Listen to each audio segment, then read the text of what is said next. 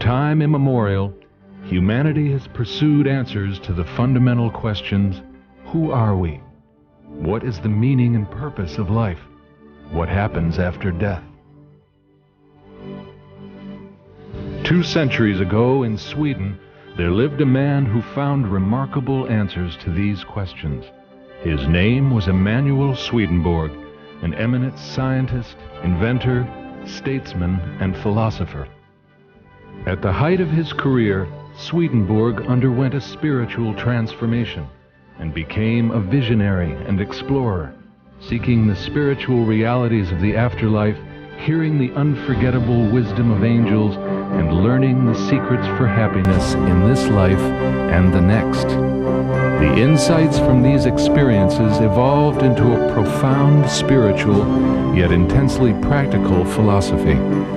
Swedenborg's extraordinary spiritual findings have inspired generations, and his ideas have influenced people and movements the world.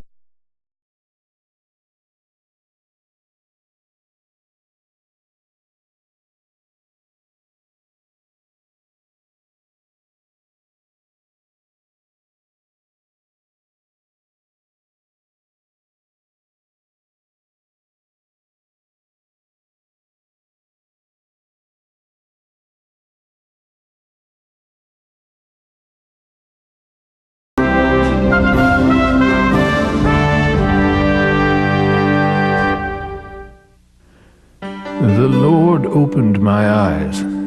I have seen things which lie deeply concealed in man.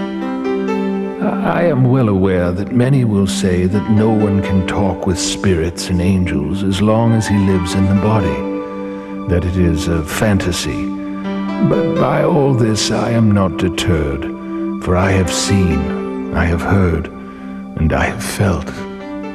Emanuel Swedenborg was born in Stockholm in 1688, a time when the challenge that science posed to religion was one of the most important topics of the day. The dawning of the 18th century brought sweeping changes throughout Europe. Democracy, industrialization, and invention spread across the continent. The Age of Reason ushered in a compelling new belief in science, providing a new lens with which to view the world. Scientists were energized with a vision of endless possibility.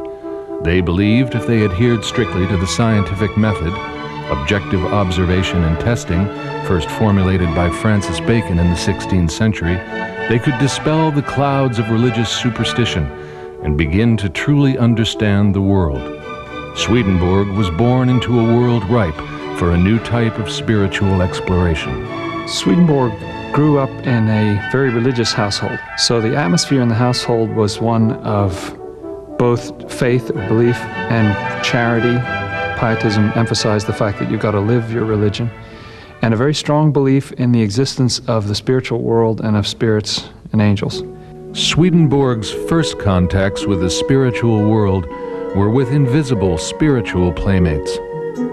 Swedenborg's parents report that when he was small, he would have playmates in the garden, and he would come in and report these remarkable interchanges with them, and they said that at times the most amazing things would come out of his mouth. Swedenborg's father was a court chaplain who would one day become a highly respected bishop in the Swedish Lutheran Church.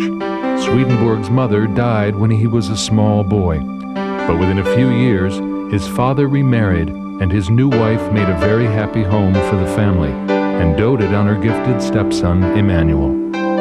Swedenborg's youth was largely spent at Uppsala University, where his father was a faculty member. He began when he was only 9 years old, not an unheard-of practice for brilliant sons of the privileged classes. An outstanding honor student, when he graduated at 21, he was richly endowed with the gifts for meeting life's forthcoming adventures, an acute intellect, strong self-confidence, and abundant physical vitality. After graduation, the promising young Swede traveled for the next 5 years to meet and study with some of Europe's greatest minds. When he returned home, he poured himself into inventing and writing, founding Sweden's first scientific journal. His mind brimming with ideas and his notebook full of inventions, he worked for the next few years as an assistant to Christopher Polhem, Sweden's most famous inventor.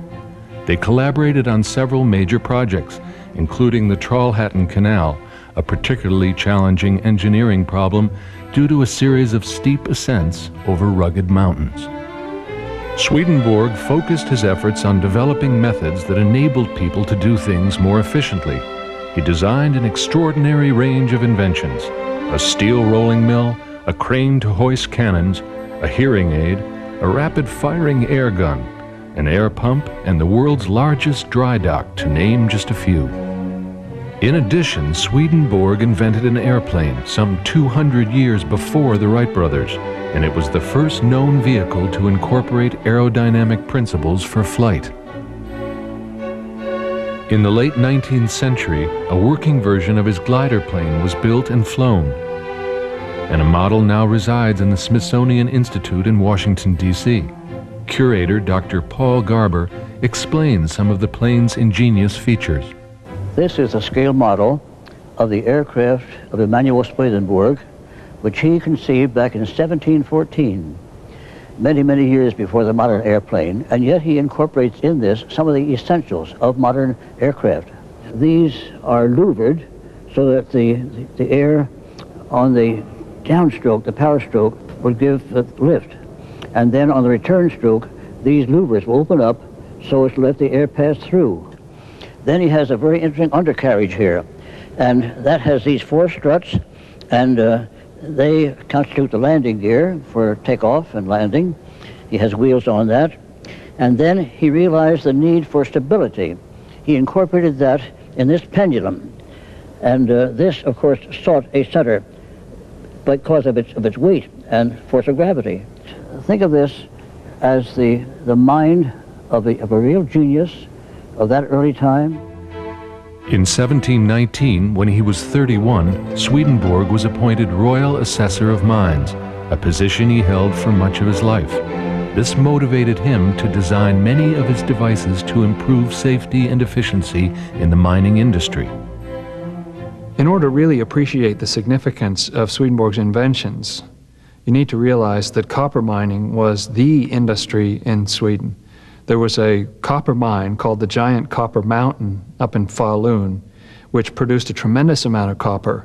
And one of the main challenges was, how are we going to get all this wood down into the mine for burning in order to break off the copper, and how are we going to haul all of this copper out fast enough? So many of his inventions have buckets and pulleys and are for hauling logs. Swedenborg at one point was asked by Charles XII to solve a great military problem, which was how to get all of his ships 5 miles overland on very steep mountainous terrain. And Swedenborg was just a young engineer at the time, but he tackled the problem and solved it. He used some rolling logs and some pulleys and some engineering miracle to get all these ships across land. The enemy didn't expect at all for ships to be coming over the mountains, and so they were trounced by the Swedish troops. Swedenborg seems to have mastered every field of knowledge he explored. He helped establish the disciplines of metallurgy and crystallography, produced the first Swedish algebra and calculus texts, and wrote scientific works in almost every subject from astronomy to zoology. He became, over the course of time, so famous as a scientist in Europe that his movements were recorded in the papers. Swedenborg today left Amsterdam, as if that fact in and of itself was a worthwhile thing for people to know. He became quite famous, particularly for his magnum opus. The Principia was published in 3 volumes. The first volume was philosophy. In the second and third volumes, he wrote about iron and copper, which were the economic backbone of the Swedish economy. Swedenborg's burning scientific thirst also drew him to study atomic theory and cosmology. He anticipated many concepts which scientists only confirmed recently, such as the molecular basis of magnetism. But Swedenborg came to realize that science wasn't an end in itself. He said, "I was introduced to the natural sciences and studied them for 30 years. Thus I was prepared to understand the things which lie deeply concealed in man, and serve as an instrument for laying them bare. In midlife, Swedenborg began his greatest quest, the search for the human soul, with an exhaustive study of anatomy. He discovered, among other things, the function of the endocrine glands. However, by his early 50s, he had narrowed the focus of his research to a single site, the human brain. He was the first to discover the synchronous action of the brain and lungs, the functions of the cerebellum and pituitary gland, the thinking and memory areas of the cerebral cortex, and the integrative action of the nervous system.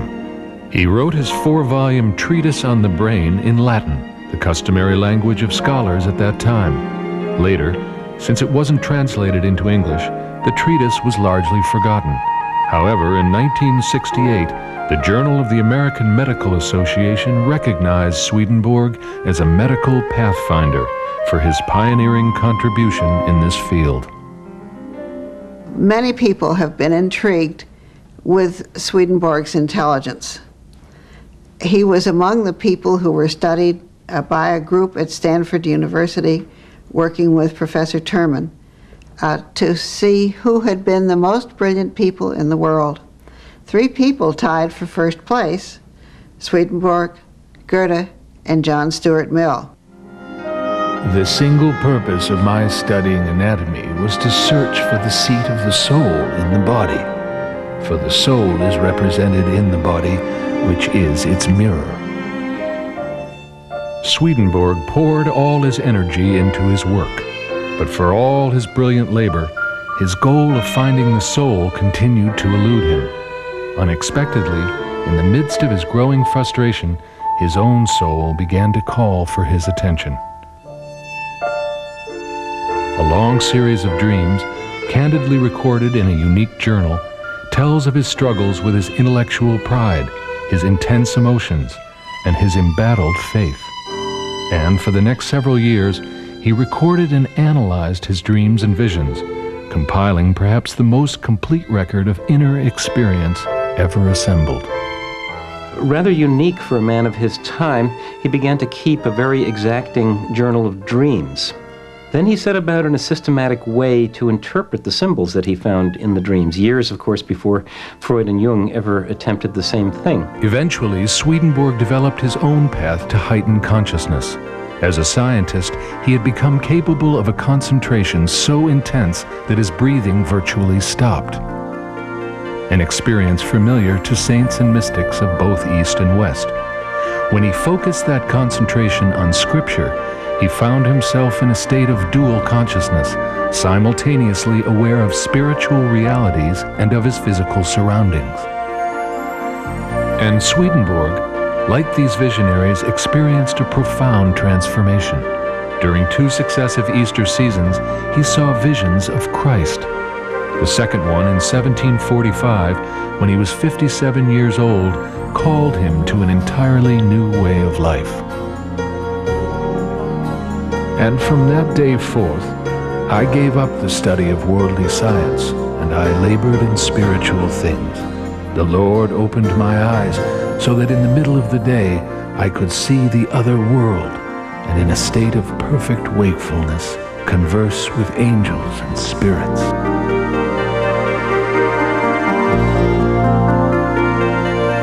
Swedenborg's inquiring spirit had led him deep into the physical, through the psychological, and now far into the spiritual dimensions. In exploring the domain of angels and spirits in the spiritual world, Swedenborg observed that they are reflections both of our own subconscious and of a larger transpersonal world. An angel in a vision or dream corresponds to that which is angelic within, a demon to that which is demonic. These observations gave rise to a system of symbolic interpretation, which he called correspondence.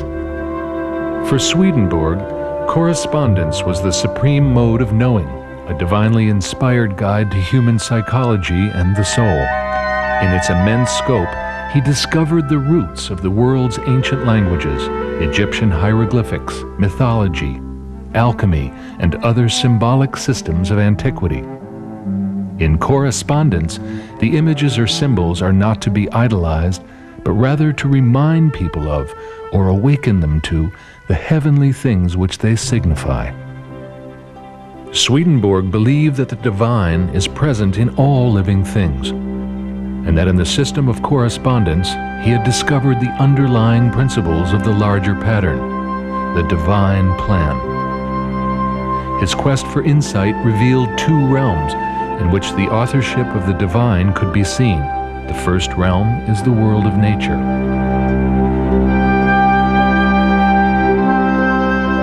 Swedenborg came to believe that everything in the world of nature portrays something in the world of spirit. The world of nature offers us a mirror, like the surface of a lake which shows reflections of our own many moods, from tranquil to somber to enraptured.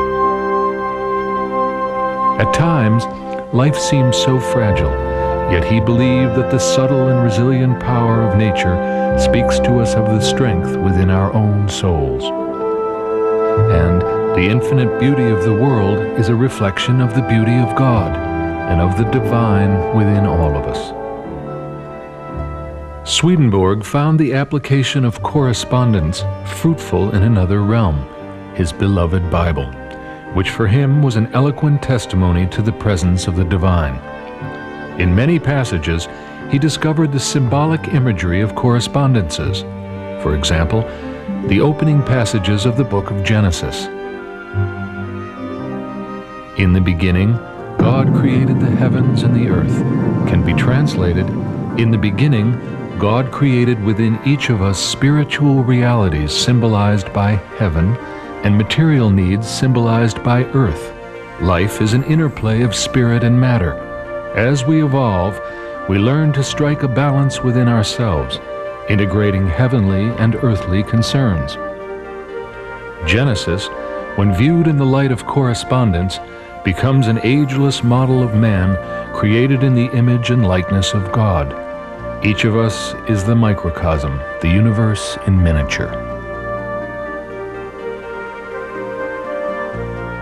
With correspondence as an interpretative tool, the Bible reveals unexpected depths. Within its text, Swedenborg found three levels of meaning.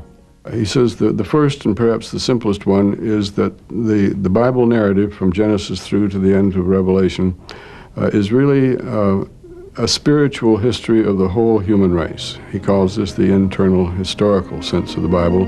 The second level really gives detailed information about everything that can happen to an individual human being in terms of their spiritual growth and development. And he calls this the spiritual sense. The deepest and highest level of the Bible, what he calls the celestial sense, is a story of the spiritual development of Jesus Christ when he came into the world and lived a life here on this plane.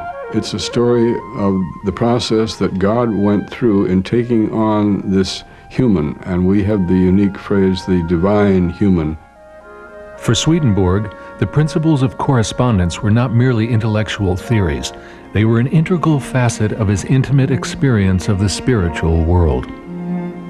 After his spiritual eyes were open, Swedenborg spent much of his writing explaining Scripture and also documenting his spiritual experiences. Early on, you see both of these types of material side by side.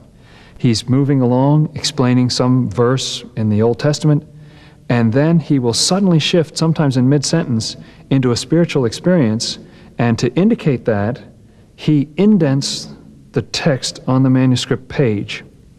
So, for example, sometimes he explains that he'll be writing about Moses, and then he'll suddenly say, I am with Moses right now, and he's saying this, and he's saying that.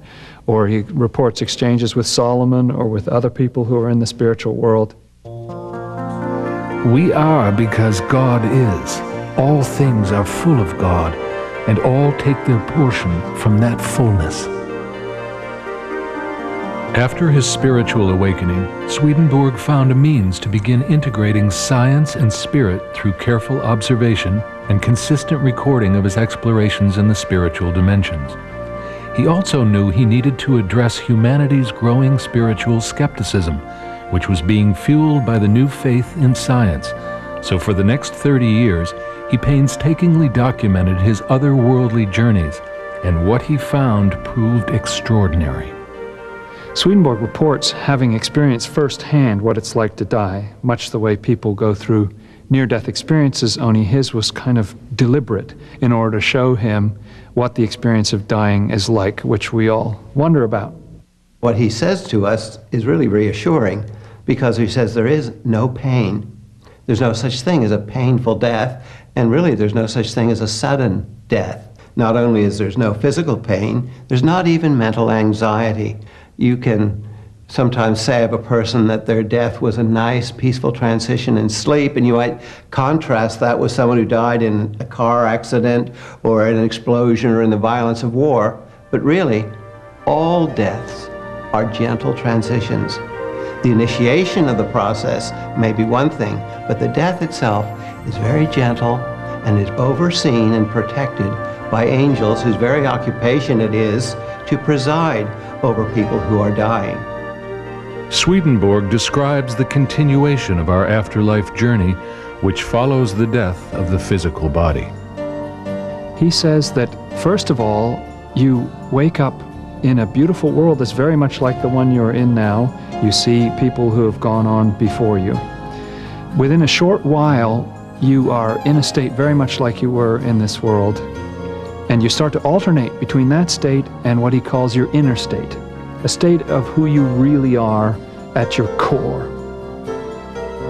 You go through a process of being boiled down to what that core is, with things that don't belong in that core or don't accord with it being removed over time, so that people get down to an essence that's either good or it's evil, and they find their home in either heaven or hell.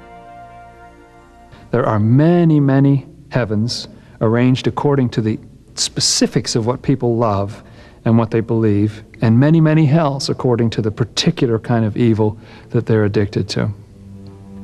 Swedenborg said that as we progress toward the inner state, some ugly emotions can erupt, but to reach heaven, we need to be willing to face our hidden dark side, our selfish and destructive impulses.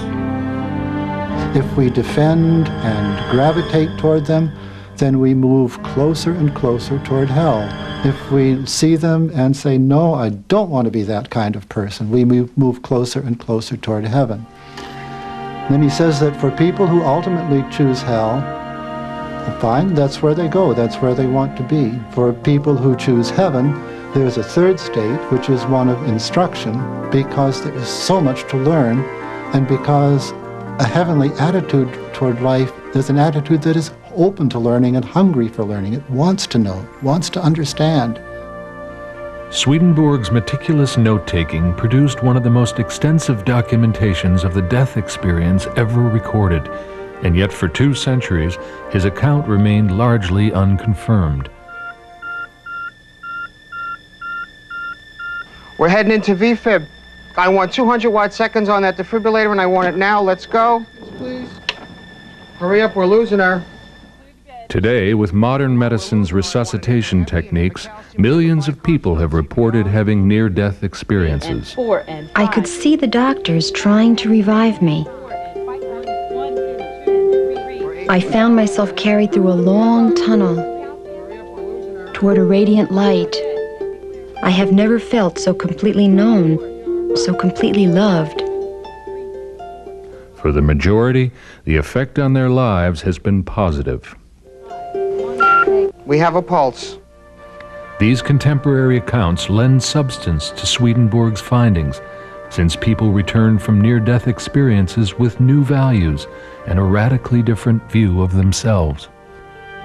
In addition to these striking similarities between contemporary accounts of near-death experiences and Swedenborg's own account, his reports of 27 years include a wealth of fascinating detail on a wide range of spiritual topics. Swedenborg teaches that the human mind is actually in the human form, and that we already have a spirit that's alive in the spiritual world, even though most of the time we don't sense that world. When we arrive in the other world, angels look at that spiritual body, which is in the complete human form, and amazing to say, they can read all the events of our lives written on there. So the traumas that we've been through, the good decisions that we made, the bad decisions, are all written on our bodies, almost as if we were a videotape and they simply play the tape and can see in a moment the events of our lives and, most importantly, what we love and who we are. This is the book of life that's been much talked about, that you have a complete internal memory that stores everything that's happened to you, everything you said and thought and read. All the events of your life are stored in a most perfect way in your spiritual book of life. Swedenborg reported learning that after death, the soul moves through a progression of states. The goal of this process is heaven, but it is a heaven that is quite different from what most organized religions have led us to expect. Swedenborg describes a heaven that is lively, many-leveled, and multifaceted. Swedenborg experienced 3 levels of heaven, one that he called roughly a natural, or I prefer behavioral heaven, for people who basically don't want to probe too deeply into the nature of things. They want to be decent, caring people and lead a good, honest life. And that's all that matters to them. He saw a higher level of heaven for people who wanted really to understand themselves and other people, whose focus was on that understanding. And he saw a highest level of heaven for people who were totally, utterly, transparently loving, and who simply felt the reality, didn't have to analyze it, didn't have to probe. The concept of heaven that we get from Swedenborg is really radical compared to many other views. He not only says that people from all phases and types of life on this earth are there, but he was completely convinced that there were many, many other inhabited planets in the universe, and that all of these people had a heaven. At the heart of Swedenborg's description of heavenly community is an intriguing view of the way they are formed. Communities in the other world are very much different from the communities here. Here, everybody mixes and mingles together, but in the other world, it's the like-minded who band together, and the focus of the community is some particular useful service, much like the human body, where you have a purpose outside of self that community serves, and you find yourself so at home with the other people who have the same mission that you have. Swedenborg reports that heavenly communities are composed of people who gravitate together because of their inner kinship, without regard for any external differences that may have divided them before death, emphasizing again that the truth of our interior nature is one of the governing principles of the afterlife. This same inner nature determines our path, our destination, and our visual experience along the way. Swedenborg's understanding about the afterlife's visual quality is found in his fascinating revelation that our thoughts are such potent agents that the world we see around us is directly shaped by what we are thinking, whether it be heavenly or infernal. Swedenborg tells us that heaven is visually stunning, and his highly visionary concept of the afterlife is somewhat reflected in the book and movie What Dreams May Come, which drew upon many of Swedenborg's ideas. In the book, Richard Matheson credits Swedenborg with giving him idea on the other life, and one of the striking things is his use of color. Swedenborg's emphasis on color in the other life is so striking. He talks about diamond-like atmospheres and paradisal scenes. He says there's even a rainbow heaven. The Church of the Lord consists of all of those who have lived in the good of charity according to their own belief. The Church of the Lord is universal. As extraordinary as are Swedenborg's heavenly descriptions are his accounts of hell. There are no traditional fiery pits for punishing souls. Rather, as in parts of heaven, the locales appear somewhat earth-like, but here they mirror each inhabitant's own darker inner nature. Swedenborg's hell is not a place where someone else punishes us for the evils we have committed on earth, but a place where we experience the inevitable effects of our own relentless selfishness. Swedenborg also reports that it is not a place where the soul is cast by outside forces, but that the beings there feel irresistibly drawn to be there. Swedenborg's hell is a remarkable place. For one thing, he says that who you are inside is reflected outside of you in the vegetation and the structures and buildings that are around you. Hell is largely devoid of vegetation, or at best it has brambles and thorns, a lot of rocky and sandy places and swamps where the frogs croak and the crocodiles crawl. People find their place there according to the particular evil that they love the most, and this evil is represented around them by a kind of filth, or what angels would perceive as filth, but which the inhabitants find most delightful, actually. Hell is arranged very carefully according to the different kinds of loves, and there's a lot of restrictions on what you can do and can't do. You are not allowed to hurt other people or to hurt the angels or infest people who are in this world. As a result of his remarkable spiritual quest, Swedenborg gained profound insight into the meaning and purpose of existence. Swedenborg saw the whole universe as created for the purpose of soul-making. Soul-making not just for individuals, incidentally, but for community as well. Since we are implanted in the divine, we can never die, for we are in what is eternal and infinite. So far as you approach and draw near to God, doing so entirely as if of your own accord, so far does God approach and draw near to you, and becomes one with you in your inmost being. One of Swedenborg's spiritual insights concerns the nature of angels. He saw their powerful, loving energy radiating as colorful emanations, perhaps the reason they are often pictured with wings. In fact, he says that God intends each one of us to one day become an angel. Swedenborg's remarkable claim is that over a 27-year period, he had daily interaction with angels. He became very familiar with them and would talk with the same people sometimes for years on end. He says that their language is a beautiful language, a language of love. He has great difficulty expressing exactly how they communicate because they use visual symbols, hand gestures, facial expressions, and can convey in a single word what would take a half an hour in earthly language to express inadequately. He says that angels are also able to tell from a single word that someone else speaks what their whole state is and what their nature is. So angelic language is extremely efficient. He reports seeing someone who had recently died in the other world who had encountered his little brother who had died as a child and become an angel.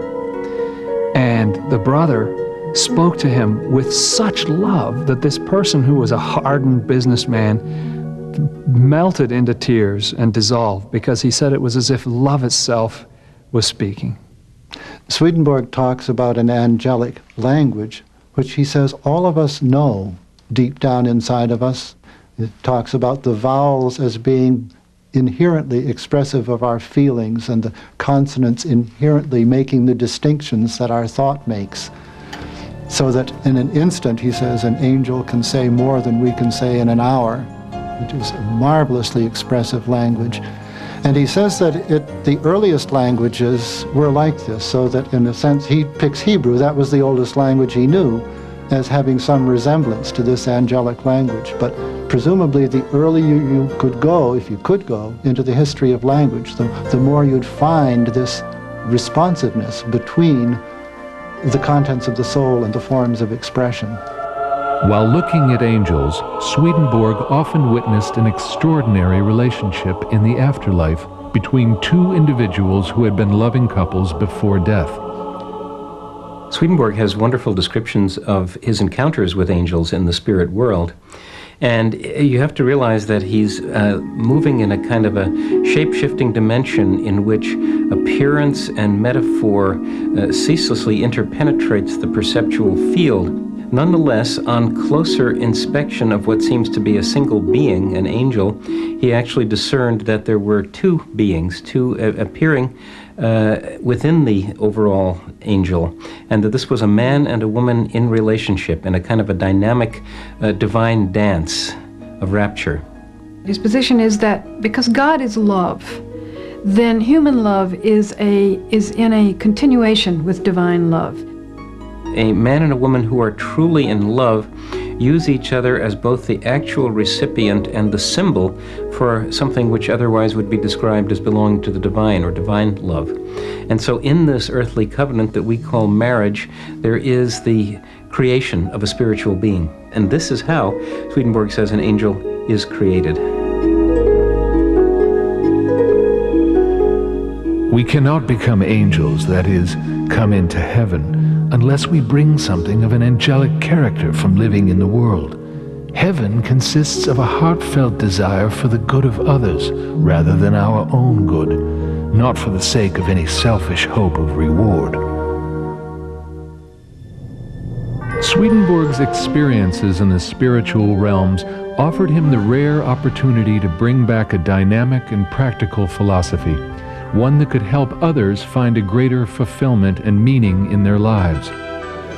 He advised that the effort to become a better person, by seeing and then rooting out our flaws, should be made without harsh self-judgment, and that when we're faced with difficulties, we should remain positive and find strength through prayer. Even wrongdoing and evil, he said, can be useful, since we may learn from them what not to choose, and there is no freedom if we have no choice. He emphasizes that it's up to each of us to freely choose to do good, and to do so in a loving and thoughtful manner. As incredible as it seems, Swedenborg reported that our behavior may sometimes be affected by external good or evil forces flowing in from the other world, and he offers a practical perspective to help us maintain our power of choice. One of the most amazing things that Swedenborg says is this business of everything flowing in from the other world. And you can make all of that objective to yourself and simply say, all I am is a choice. I sit here in the middle, and I choose to have love in myself, and I choose not to have hatred or cruelty or revenge in myself. We can become one with God only through love and loving actions, love being the essence of spiritual connection. Everything we confirm by our will and understanding remains to eternity. Everything in heaven, in the world, and in the human body, both great and small, was created from use, in use, and for use. Swedenborg's philosophy of love in action has been called a theology of uses, and it has become a potent method for personal growth and spiritual development. One of his greatest themes and legacies is the idea of usefulness, the idea that to be spiritual, you need to be active in this world. Swedenborg emphasizes love. Love for God and love for our neighbors. Love is to be a tangible thing, expressed through uses, through usefulness, which means doing things for other people, using our own talents on their behalf. The point of usefulness is the love which you're putting into action. You don't have to be perfect, but caring makes a big difference in the whole nature of what we do. Swedenborg would say that one of our hells is exclusive self-preoccupation. Well, the question then arises, what is the opposite of that? Why, being concerned for your fellow human beings. And in this regard comes Swedenborg's idea of uses, namely that we are probably at our healthiest, both mentally and emotionally, when we are serving others. There's a Japanese style of therapy based on this called Naikan therapy, in which people who have an overwhelming amount of depression or anxiety or neurotic self-absorption are cured by having them help others in acts of charity. The impact of uses on a person's life is seen only by living it. If we have as a goal or purpose in our life to be of use to other people in any number of ways that are available to us, it does something to us. It makes a psychological change in us that opens up new vistas for us that we had never been aware of before. And it does mean that we do become literally a different person by practicing this over a long period of time. Love is the life of humanity. Freedom and love are one. To act from the enjoyment of one's love is to act in freedom. Swedenborg's philosophy of uses found expression in the 19th century American folk hero John Chapman, known as Johnny Appleseed. While many Americans know of his work planting apple orchards, few are aware that he also planted spiritual seeds, handing out pages from Swedenborg's books. Acting as a one-man wilderness lending library, he brought light to the struggling pioneer families, calling Swedenborg's teachings good news fresh from heaven. Helen Keller, blind, deaf, and mute, was another remarkable person deeply influenced by Swedenborg's teachings. When she was barely a teenager, she began asking spiritual questions and failed to get answers that satisfied her. Then one day, she was introduced to Swedenborg's books by John Hitz, an associate of her close acquaintance, inventor Alexander Graham Bell. When John Hitz came to visit her when she was about 12 and discovered she had these questions, he presented her with a volume of Swedenborg's Heaven and Hell in Braille. That was just the first of many Swedenborg volumes which she read throughout her life. Helen Keller grew up to be an inspiration for generations of people. In her spiritual autobiography, Light in My Darkness, she writes of Swedenborg, "His truths have been to my faculties what light, color, and music are to the eye and ear. They have given me a vivid consciousness of the complete being within me. One thing I know, that whereas I was blind, now I can see." She said that Swedenborg's teachings enabled her to understand and value herself as a spiritual being, regardless of her limitations. The result was her extraordinary determination to become a useful person, which empowered her to devote her life to studying, writing, and traveling to educate others about the gifts and special needs of people like herself. Her efforts altered forever the perception and treatment of people with disabilities the world over.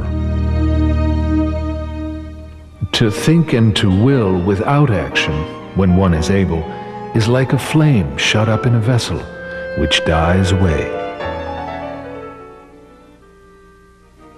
After Swedenborg's spiritual revelations, he underwent numerous changes. His extraordinary experiences, far from fostering an otherworldly attitude, instead strengthened his resolve to live a philosophy of uses. He worked to express his spiritual insights to others through his writing. His output grew into an immense and remarkable body of theological work, including such titles as Heaven and Hell, Divine Love and Wisdom, Divine Providence, and the multi-volume Arcana Celestia, or Secrets of Heaven. When Queen Ulrike granted nobility to his family, Emanuel was given the opportunity to serve in politics, and he became an involved member of the House of Nobles. Swedenborg, after his spiritual awakening, softened. You can see an increased humility and a reduction in that arrogant, youthful pride that he used to have. He also became more aware of the primacy of love, the fact that love and feeling was even more important than the world of thought in which he had excelled. He also purchased a large, beautiful property on an island in the south overlooking Stockholm. And I see this as significant that after his spiritual eyes were opened, that he became more a citizen of this world, more involved in politics, and more involved in home ownership and entertaining people than he ever had been before in his life. Change also swept through Swedenborg's social and personal life. While he was disappointed in love as a young man, and so chose to remain a lifelong bachelor, after his spiritual opening, he met a woman named Countess Gyllenborg. Legend has it that he confided to friends that he had finally found his true love, and even expected her to be his mate in heaven after death. Another personal change was the striking increase in his psychic perception. After Swedenborg's spiritual awakening, apparently spiritual powers developed alongside his connection with the other world. He published his works for a long time anonymously. For about 15 years after his spiritual eyes were opened, he was publishing without putting his name on the title page.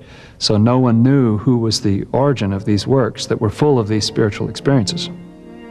But all that changed when his psychic gifts became public.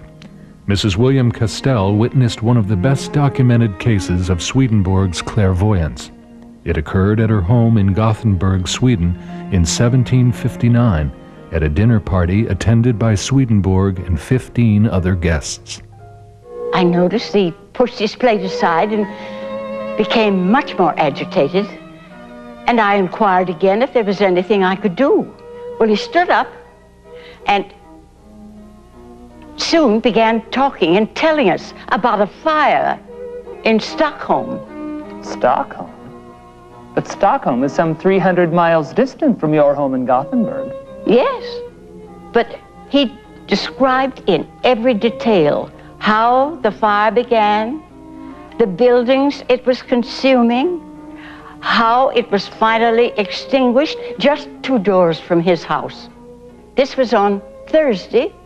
Saturday, a messenger came from Stockholm, and we learned that every detail Swedenborg had told us was true. Well, people of all sorts then became curious. After this event, the Queen of Sweden, among others, sought out Swedenborg for his extraordinary psychic gift. So many people became interested in Swedenborg's spiritual connection at that point, and somehow this led to an awareness of his having published these books as well.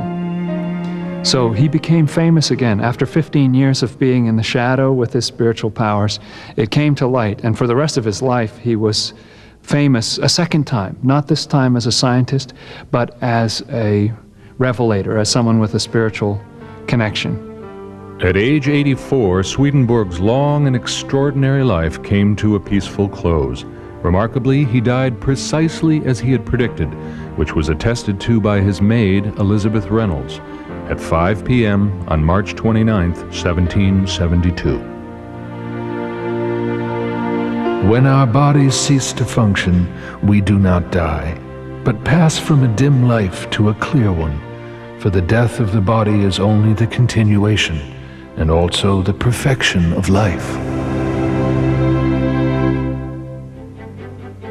Swedenborg's ideas on the nature of spiritual reality have influenced many remarkable people the world over. Writers and artists have often been catalysts of profound changes in society, so it is not surprising that Swedenborg's insights were first embraced and then expressed in myriad ways by such outstanding European writers as Goethe, Balzac, Elizabeth and Robert Browning, Baudelaire, Coleridge, Yeats, and Dostoevsky. Their works in turn transmitted his insights to society at large. Some of the effects were subtle, some quite bold. In Emanuel Swedenborg, A Continuing Vision, editor Robin Larson explores Swedenborg's sweeping influence on Western culture. The influence of Swedenborg on European art and literature probably begins most importantly with Goethe. We know that Goethe read Swedenborg extensively, that he's familiar with Swedenborg's ideas. We're told that after reading Heaven and Hell, Goethe completed Faust, but he was also fascinated with the science of sight and vision in a mechanical way. William Blake, the 19th century British visionary, artist, and poet, was another major figure influenced by Swedenborg. Blake encountered Swedenborg's ideas early in his life, and for a number of years wrestled strenuously with them. Blake was immersed in those ideas as a young person, and then he found it necessary to reject them in order to develop himself as an artist and a visionary.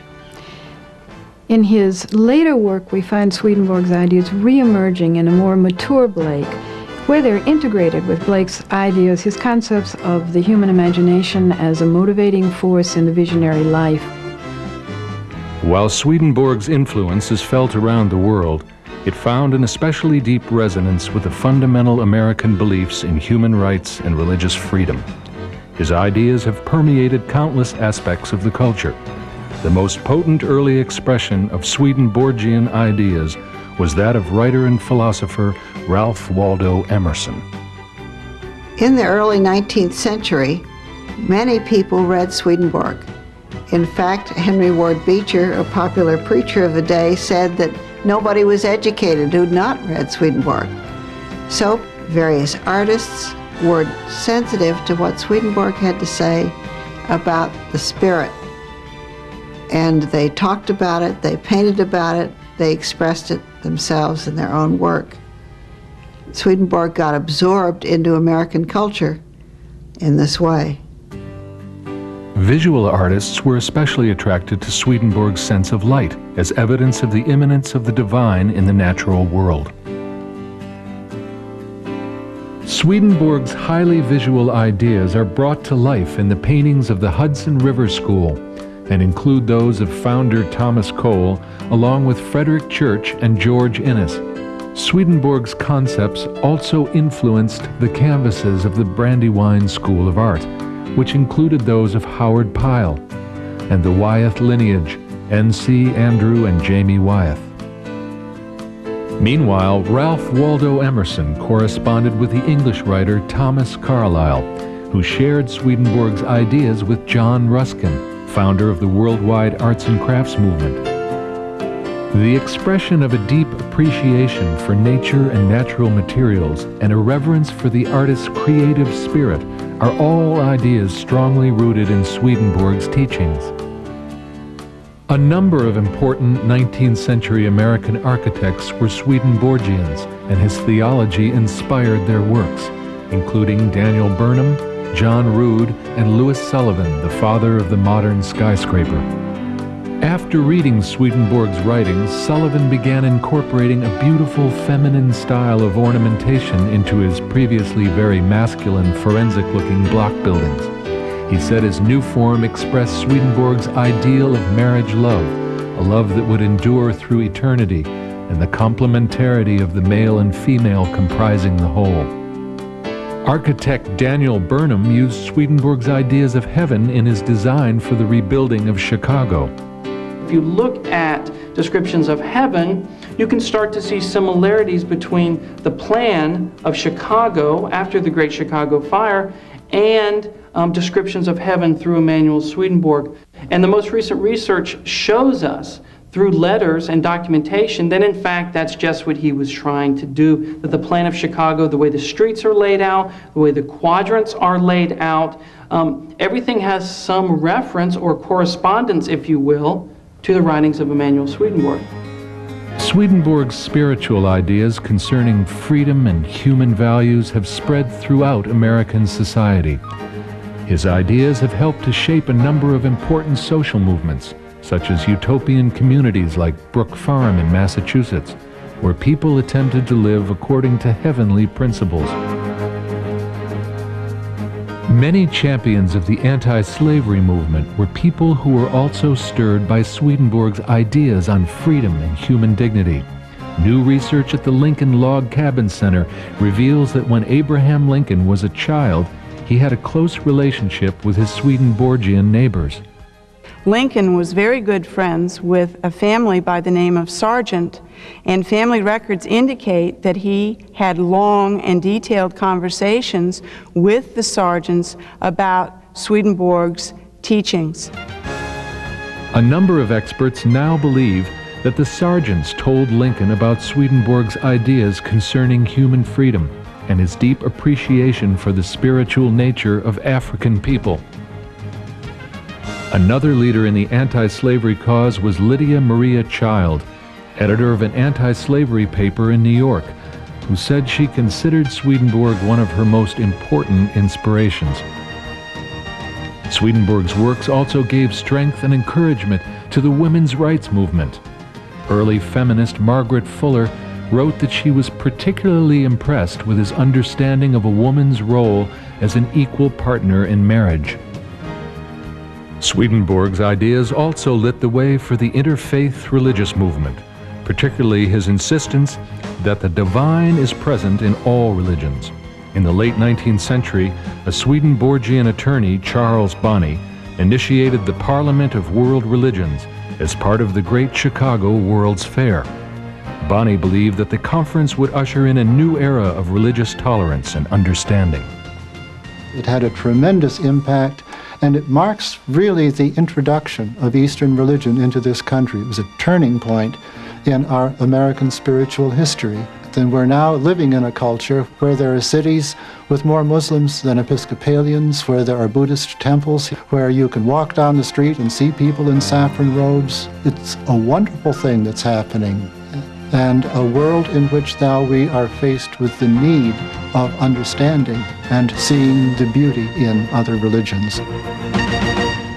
The enduring quality of Swedenborg's influence is no doubt largely due to the rare nature of his spiritual wisdom, at once transcendent and highly practical. I think Swedenborg's most important legacy is the understanding that the important thing about our religious being is our motivation. What is in our hearts and in our minds, not our beliefs, not our actions, but that which comes from within, from our spirits. What Swedenborg tells us about eternity and about our lives is that we actually control it within ourselves, and that choice and that free will eventually define us through eternity. If I were to pick one thing as the most important center core of Swedenborg's message that was intended to change the world and has begun to do it, it's the teaching that this higher power is purely and solely loving and utterly and infinitely wise. There's no angry God, there is no will to damn us. Whenever we turn to the divine, we can turn for affection and understanding and healing. We are born without factual knowledge, so that we may come into all knowledge, and progress into intelligence, and through this into wisdom. By using what we have learned, for love for God and others, we become one with God, and by means of this, become truly human and enter into eternity.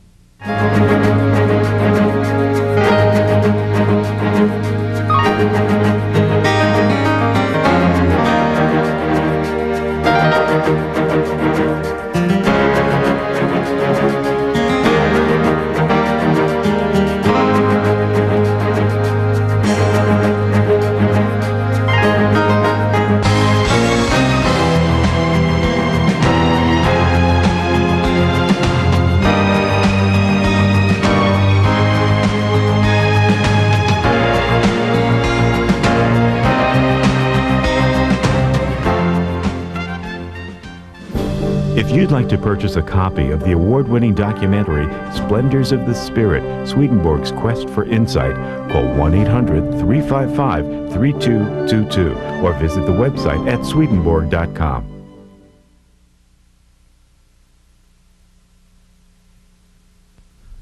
Did you know that a genius from 18th century Sweden had a profound influence on American culture and modern social movements? His name was Emanuel Swedenborg, an eminent scientist and visionary. Learn about his many scientific inventions and see a model of his airplane in the Smithsonian Institute. Discover his well-documented spiritual experiences, his writings on the mysteries of the afterlife, the language of angels, and the meaning of life. Join us for the award-winning documentary Splendors of the Spirit, Swedenborg's Quest for Insight.